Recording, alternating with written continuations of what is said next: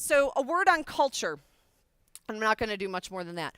As Dr. Robeson said, it is really the root of any sustainable transformation in an organization. It is what flows through the undercurrent of your organization. It is what is spoken and unspoken. It is what is seen and unseen. It is what is felt. It is what is thought. That's the culture. And if that is eroded, if that is not authentic, if that is not something that supports employees, you're going to have problems building anything on the surface of that organization, okay? So think about all the different ways in your organization currently that beliefs and thoughts are felt. Is there alignment in those two things? And there's not enough time to really delve into culture. And again, I'm not going to claim to be an expert, but again, if you're interested, speak with Dr. Robeson, go online. There's so many wonderful books out there on this. But it is imperative that your culture be authentic. I know I run a company, it's only a few of us. I'm constantly stopping and asking myself, is what I think is important to the company, is that really important to my team? And sometimes we talk about it, sometimes we don't. And I recognize in going through this, dang it, we need to talk about it more. And I'm just a company of 6. So think about if you have a company of 100 people bringing all their thoughts and beliefs, what's happening if that culture isn't clearly defined, if it isn't clearly communicated, if it isn't supported? Okay, you're basically building your wellness foundation on the, what is it, the Andreas fault, St. Andreas fault, you know what I mean? That thing in that movie where all of Los Angeles fell into the ocean. That's what's going to happen. So it is important that if that culture is not in alignment, if there's not healthy, thriving culture going on right now, that conversation starts. So again, that's beyond the scope of what we're going to do today, but I encourage you to start that conversation. Be curious. There are workplace culture surveys that are out there. Some really good ones, by the way. They're a great place to start. So consider looking into that. And again, remember that there may be a gap between what is intended, what you as the HR person, you as the wellness coordinator, you as the leader of your company think it is, and what people are actually perceiving it as. So it's very important to get those two things together. Some of the questions that and you'll find these on a lot of these culture surveys, for example, what we're looking for is, do employees feel valued and heard? Are those values clear? Are they communicated? Are they reinforced? Are they supported throughout at every level? Somebody said in the keynote, you know, what happens if the top line agrees and the bottom line agrees, but somewhere in the middle management there's disagreement? It all falls apart, doesn't it? So it needs to be throughout. And team members need to feel appreciated, liked. There's actually camaraderie because there's authenticity. At the end of the day, if you have a thriving workplace culture, it will be authentic and it will allow others to be authentic within it, which I think is what I'm going to here. Maybe. Sorry, guys. Yep. So I'm going to read this because I don't have it memorized. But authenticity is the alignment of head, mouth, heart, and feet. Thinking, saying, feeling, doing the same thing consistently. This builds trust. I don't remember the exact quote, the exact number, but Dr. John said what percentage of people mistrust their employers? 60, 70%, right? Okay. It is a major problem. It is a major, major undertow when you are thinking that you're doing things to help people. Because as we pointed out, everybody in this room is here because you want to help people. You want to help them transform. You want to support them. But if this is underlying, if there is not authenticity, if there is not clear communication, if what is being built does not match what is felt, it's going to have really, really limited effects. So that leads us to climate. Climate, as we talked about in the last presentation, is really about those things that you can see. So the culture is the undertone. It's that current. It's what's thought. It's what's felt. It's what's kind of intuitively in your gut. Your boss is telling you, yes, I want you to go use the walking trail, but then they're yelling at you because you took a 5-minute break. Okay? Yes, I want you to be healthy, but they give you donuts for the workplace breakfast. Okay? That's the difference. What are we stating? So let's say we have an intended culture that is actually the perceived culture, but then we start undermining it with our climate. So yes, I believe everybody should work out I want everybody to be active. I want everybody to do what's important to them. Oh, by the way, here's a program. Here's what you can do. And by the way, if you don't do this program, you're going to get knocked for 10%. What if we said, wow, I want you to be active. Here's all the stuff we offer you. And by the way, if you want to go outside of this and find something else, bring it back. Tell us about it. Let's see what we can do. Climate is what's there. There are so many options, and I will tell you this. We work with people who have, or with clients that have what I would consider thriving workplace cultures. We work with companies that are still working on finding what that balance is. All of them have climate that has changed. That climate has affected people. Not everybody, not to the degree that it will when they get their culture in alignment, when their culture is authentic and it's in alignment with their client.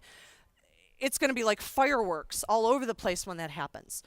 Climate can make some change on its own, but the question becomes, is it sustainable? And one of the saddest things that I've seen over my last 15 years in this industry is that a lot of times when you do have a culture that is really struggling, even if the intended culture is great, but the perception is bad, some people will still take advantage of the climate, they'll still take advantage of the choices, they'll take advantage of the resources, they will move towards their own transformation, and they will wake up one day and go, I can't be here anymore.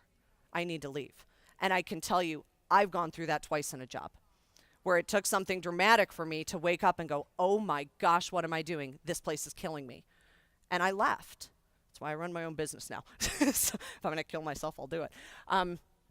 But it's really, really important to understand that, yes, you can implement climate change, and that's fantastic. But as Dr. John said, at the end of the day, if we all were in a perfect world and we could build from the bottom up, you make darn sure you have that foundation and that structure and the wiring, everything that builds that house first before you start decorating it with the other things.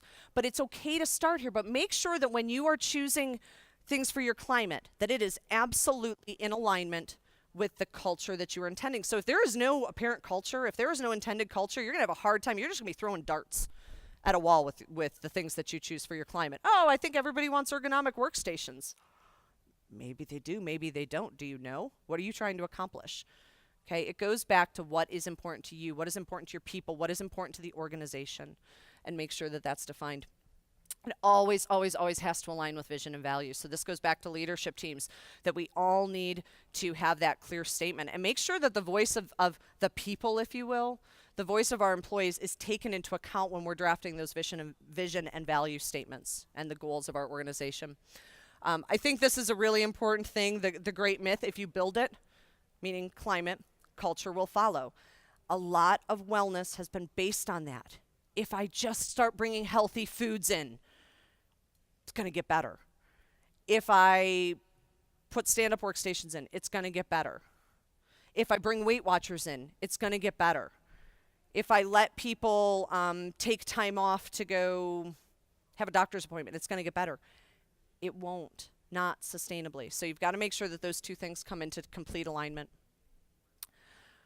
An authentic climate that supports that organizational culture is probably the most manageable and influential components, those two things together, in shaping your workplace wellness. Because after that, if people feel that they're supported, genuinely supported, and your actions are clearly supporting that, what you're building around them clearly supports that, now you have the foundation to move forward. So it's really important that both of those things come into alignment. Absolutely, it is better if you can build the culture first, build on top of it. But as Dr. Robeson said, you know what, sometimes somebody will go, you know what, but I want to put something out there to help people now. And you will get those low-hanging fruit. There will be people who say, oh my God, thank you, it's here.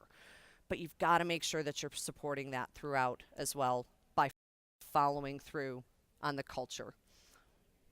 So does anybody have any examples in your workplace or other ones that you work with where there may be a contradiction in stating we have a healthy culture and what's done? Can you give me one? See heads nodding. I know who's in the room. Another place, not your own. I work with a program where the idea is to create environments that are help with physical health and nutritional health. Okay. I asked for a desk that Okay. So real quick, just because I know most of you can't hear. So she works with a program that increases or that focuses on environmental health and nutritional health.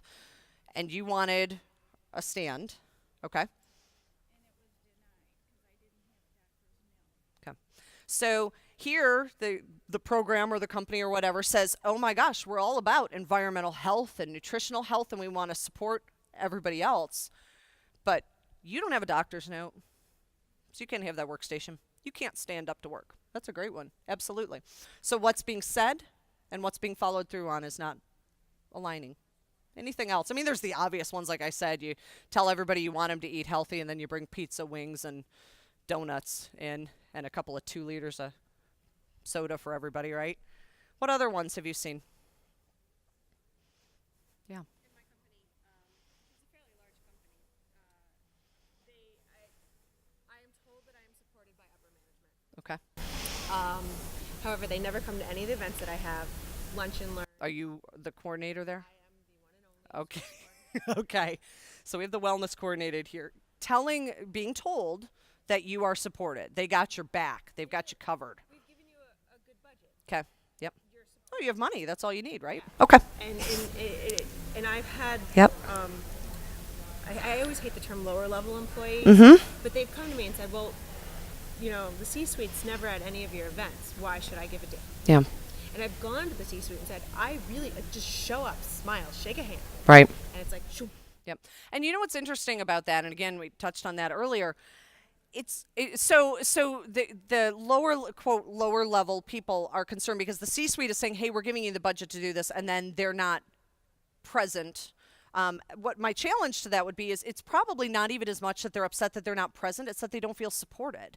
So just because, as you pointed out in your talk, if you put in a fitness, an activity room, a fitness gym, a gym, whatever, and the CEO doesn't have to be running in that gym in order for everybody to say, wow, this is authentic. If that culture is clearly defined, clearly communicated, everybody feels free to do it. Whether or not he's in there, they'll still feel the support.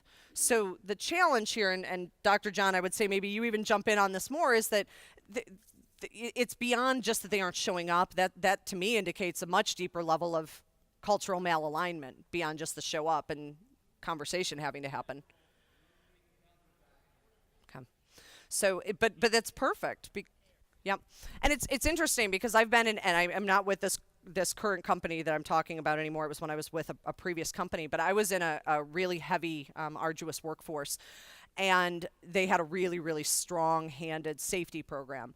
And it was one of these things where, if you didn't have your safety glasses on, they'd write you up. And if you left a rag on the floor, they'd write you. I mean, everything was just right up. You're nodding your head because you know where I'm talking about. And it was really interesting because when we came in and we started working with people individually, they opened right up. And when they were with us, that morale would change, it would shift, and then they'd go back into their little hole, and you would just see them do this. And then there would be fear. Oh my God, I really want to work with you, but I can't because my boss is watching. Oh my God, can you meet me on my break? Can you meet me over here? I don't want my boss to see that I'm doing this. And we sat down one day and like kind of just did informal interviews with people, talking to them. And do you know what people said they wanted from there? They didn't say, I don't want to be punished anymore. They didn't even say it was unfair to be written up. They said, you know what I would love is if somebody just came down the aisle one day and said, oh my God, you did such a great job on that the other day. Thank you. Every single person I talked to, that's what they said they wanted. Do you know what leadership thought they wanted? A pizza party, a sign on the wall that said how many days they'd gone accident-free. These people didn't care. They just wanted to be acknowledged. That's what happens when you don't have a clearly defined culture and climate that interact. So, again, in wellness, we tend to put the cart before the horse sometimes. And I will tell you, I do that too. I go into a place, we do work with individuals one-on-one, so it's a little easier for us. Person tells me what they want to accomplish, I work with them, we work on their resources, we move it forward. In traditional wellness, that's harder, at least in the current model that's out there right now, right? Because it is program-based, it is gadget-based, it is games-based. It's, oh my God, if we don't have something exciting and visible and rah-rah, nobody's going to do it. Bull. That's all I got to say is bull. All right? We don't have anything flashy. Nothing. And yet people engage because it's important to them. It's fine to have those things on the outside. It's fine to pepper them in. But consider them wisely. What are you choosing? Why are you choosing it? Does it answer the question of what does that person want, or what do those people want, or does it answer what do you want? Or what does your CEO want? What does your CEO think is important? So the important thing that I want to say about choices, again, they really are relatively irrelevant unless you have the culture and the climate aligned underneath them. However, the choices that are there are going to decide the breadth of the people that you get involved. So again, even without a really healthy culture, even without a healthy climate, you want to make sure that you're building those things, but that you have a wide array of choices for people. Because it comes back down, we go back to that whole deal with the chores, okay? Everybody here had a different chore that they hated. Everybody else probably has a different chore that they like. Everybody has an activity they like and an activity they hate, and a food they like and a food they hate. You are never going to hit the nail on the head for any organization of any size if you try to do nothing but put in programs, because you will miss the mark on 95%, and maybe even higher than that, of the people. Because it won't be what they want, it won't be what they need, it won't fit their challenges and their goals and their restrictions and their likes and their dislikes. So the more choice you can put out there in their realm, or the more choices you allow them to make, even more important. So remember, we're talking about letting people be autonomous. We're talking about believing that they're capable. So choice also needs to expand beyond what your program offers, and needs to acknowledge that there's choices outside of what your program's going to offer that they'll be just fine making, and that will be right for them.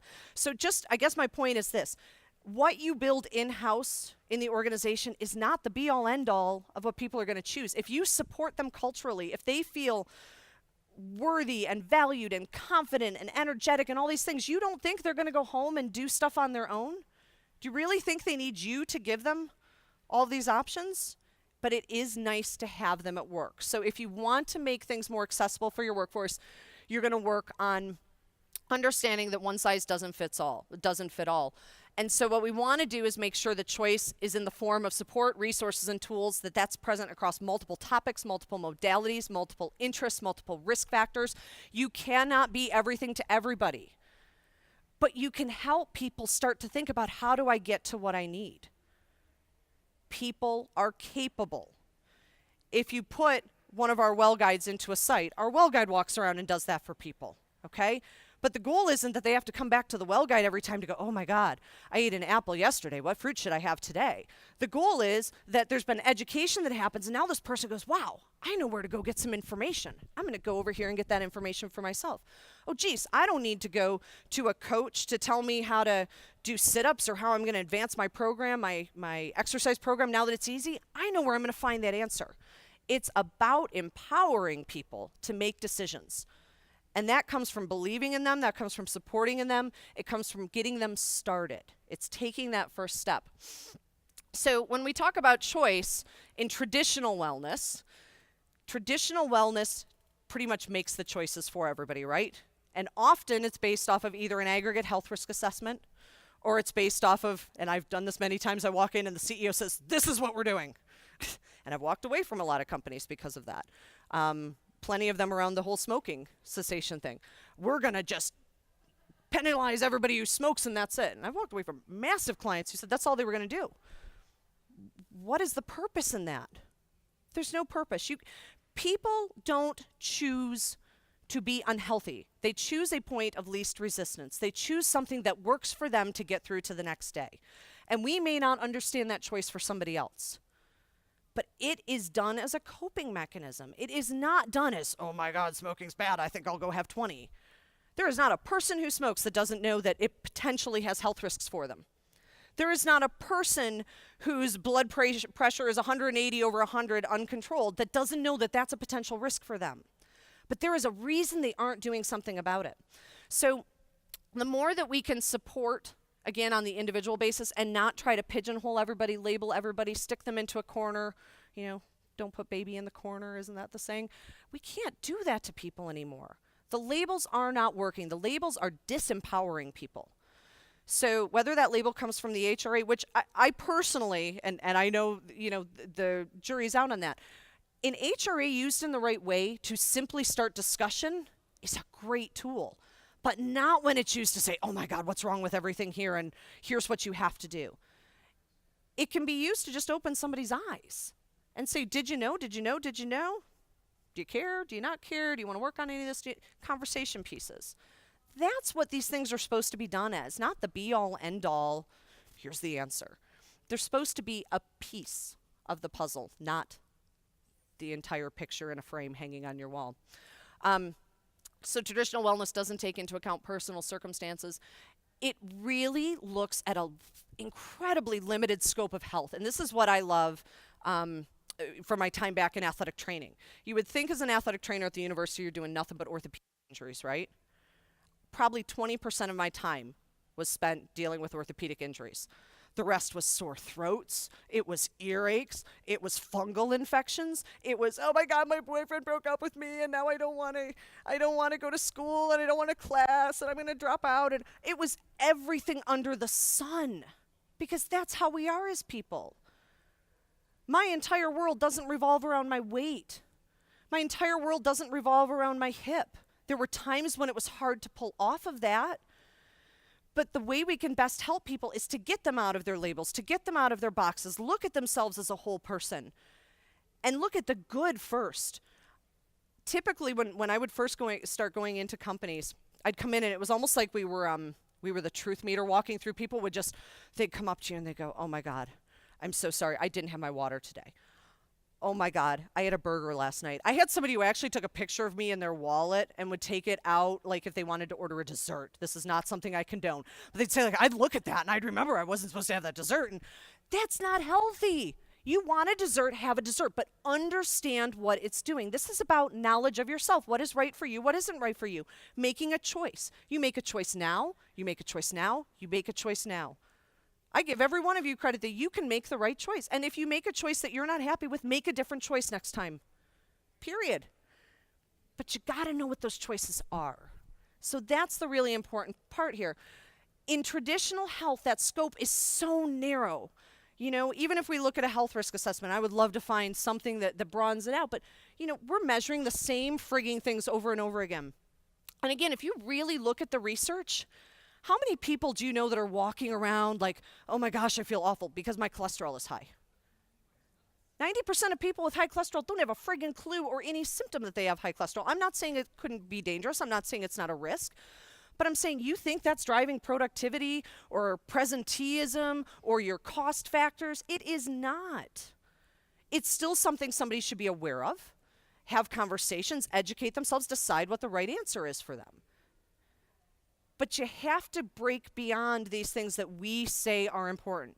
Because at the end of the day, probably the thing that's driving most people's poor health is the culture, is the stress, is the I'm exhausted, I'm burned out, I'm overloaded. And those health problems are coming as a result of that. You can throw medicine at cholesterol all day long. If you don't fix all the problems underneath it, if you don't help a person come back down to balance with themselves so their inflammatory levels come down, they're going to still have high cholesterol at the end of the day, or horrible side effects from the medicine that they're on to control it, which is the second piece of that. But if you look at traditional wellness, what do we almost always focus on? We need a weight loss program. We need to make people active, and everybody has to stop smoking.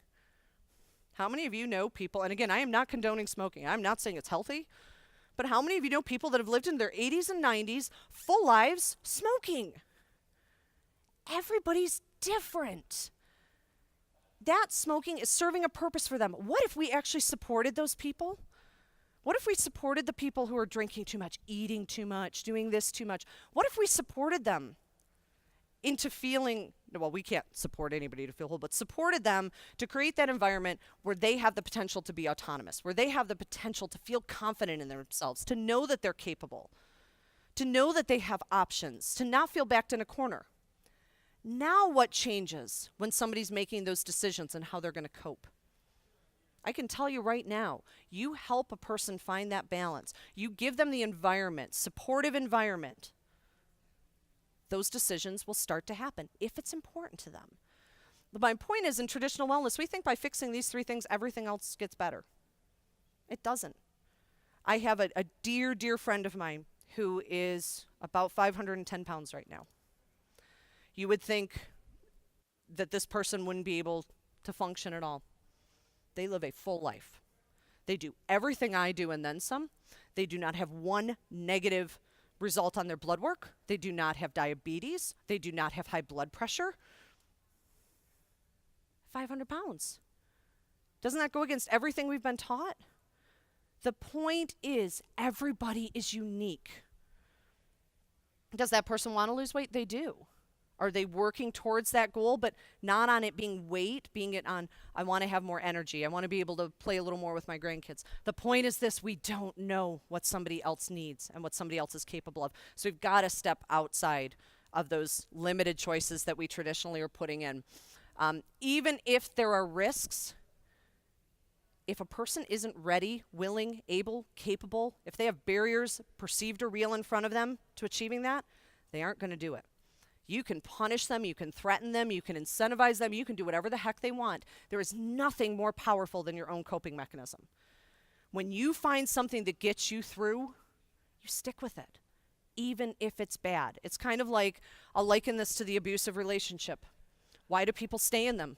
They know it's bad, they know it's dangerous, but there's something about that, it's known.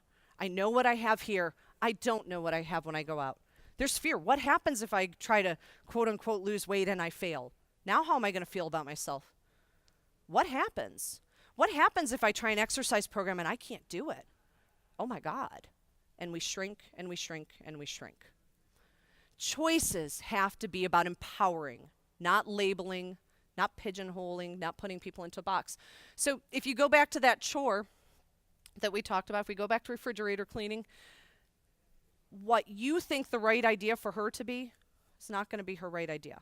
And health is the same way. Nobody wants to be unhealthy. I cannot stress this enough. People choose the point of least resistance.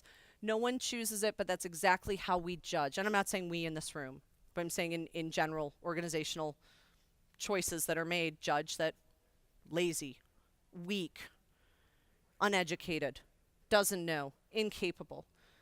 That's where that judgment comes from. We eliminate the judgment and start asking people what they want to accomplish and give the support throughout all of those 3 C's, all of those layers. That's when you really start to allow transformation to happen.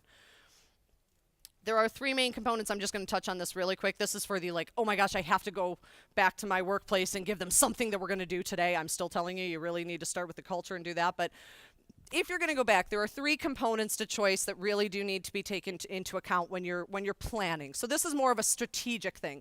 Keep in mind too, this is not I'm going to go back and I'm going to implement everything in the world. Like I said, there's hundreds of thousands of different resources out there for us to choose from.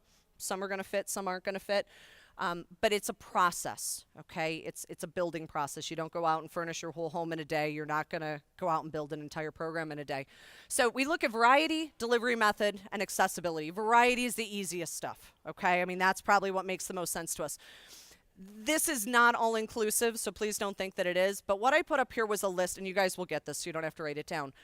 You want to make sure that you are offering across as many of these areas as you can resources. Now, I want to stress resources do not have to be paid. We live in an age where there is information all over the place, but you need to make certain if you are offering it, promoting it, supporting it, endorsing it, that you have done your homework. And as Dr. John says, that you are putting forth something that does no more harm. Because I will tell you a lot of the stuff out there is not designed with people in mind. It's designed with making money in mind. So make sure that you, whether it's as the wellness coordinator, whether it's you as somebody on the wellness committee, whether it's you as a member of leadership, that you do your research or have somebody that you trust do that research for you to recommend what comes in. Remember, though, those recommendations also should be based on the needs, interests, wants, barriers, likes, dislikes of your people. Okay, but you can see there's just a number of different things that you can look at. Minimum of 5 is what you want to do. I think it's worse to come in and just place a weight loss program than it is to do nothing at all. It's worse to say, oh, we're just going to put in a smoking cessation program than to do nothing at all. You are better off letting people stay autonomous and choose what they want than to say, this is what's important. If you aren't doing this, you're bad. If you're not doing this, you're punished. Okay, so make sure there is variety of choices.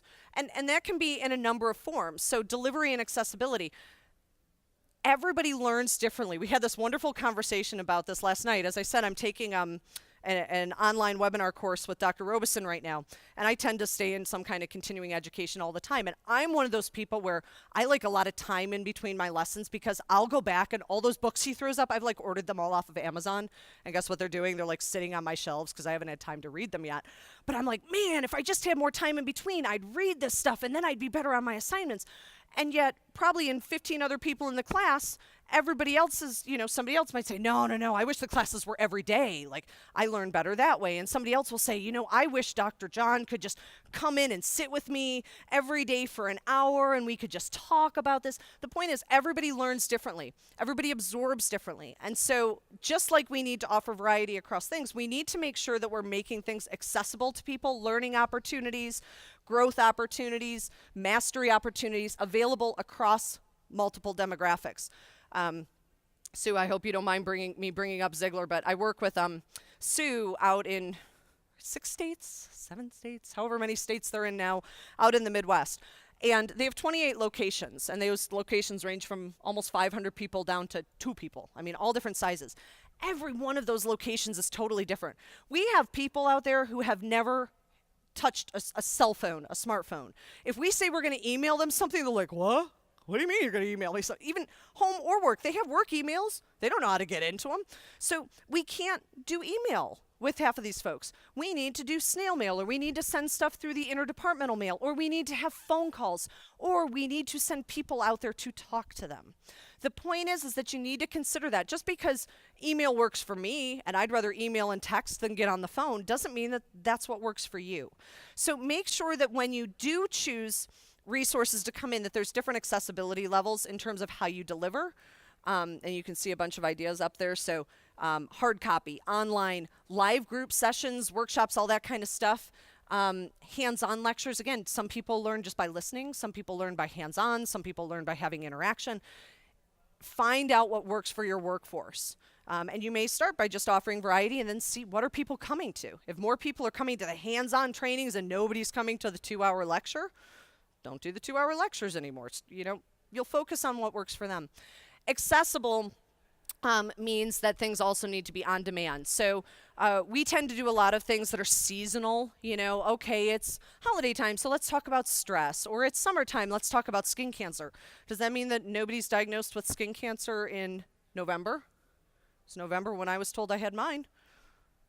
Okay, but there's not stuff out all over the place. So let's make sure that if we're delivering something at a certain time, that we also have that archive available, easily accessible to people, that they can get that information, and that we as the health professionals, wellness coordinators, whatever, know where to direct them for that. So my recommendation is, done? Oh, okay. My recommendation for you on that is just make certain that you're videotaping, recording, or archiving everything that you have. I really am done, I think. Where do you start? We're ending. This isn't the start, I promise. It's just by asking questions. Stay open, stay curious.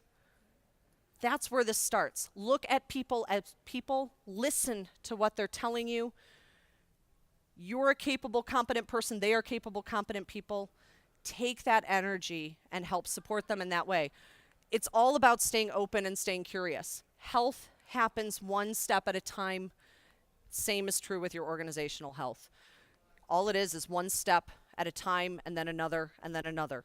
It's a choice, and then another choice, and then another choice. But the key is that you have to keep that conversation active. You can't go back, have a conversation once with the CEO, or have a conversation with your wellness committee, and then not talk about it again until next year when you're filling out your nomination forms. It has to become a regular part of the conversation. Be curious about where other people are coming from, where they stand, where they want to go. And if you continue to keep that in mind, you're going to come back here next year with a whole lot of transformation to share with us. And that's what we're really excited to see. Let's give Kelli a round of applause. Sorry. Now you can go mingle. If you do have questions, I'll stay in here, though. Actually, Kelli, I'm sorry, but we got to kick everyone out because Never mind. We need I'll to get, stand outside We if you got have an awards questions. luncheon happening. We have an awards luncheon happening here at 11:50. So we just ask that you go out and visit exhibitors, so we can flip the room real quick, and then you're going to make your way back in here.